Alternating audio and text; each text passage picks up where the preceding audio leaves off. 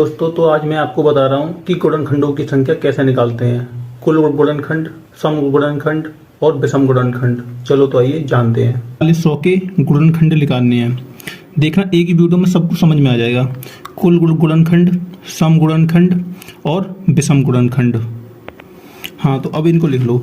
1 2 3, 2 की पावर 3 गुणा 1 2, 5 2 हैं तो 5 की पावर 2 गुणा 3 की पावर 1 गुणा 7 की पावर 1।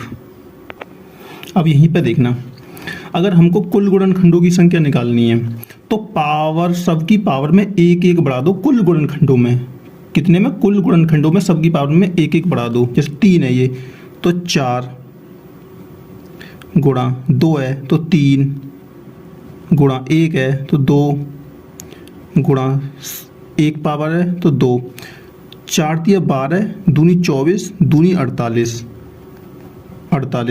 तो ये 48 कुल गुणनखंड आ गए। कितने आ गए? कुल गुणनखंड 48। अब हमको सम गुणनखंड निकालने। क्या निकालने? सम गुणनखंड। तो सम की पावर में हमको कोई बढ़ोतरी नहीं करनी। जैसे ये 2 2 है तो ये सम है, सम की पावर में कोई बढ़ोतरी नहीं करनी तो 3। बाकी के में हमको 1 1 बढ़ाना है गुणा। ये 5 विषम है तो इसकी पावर में 1 बढ़ा दो।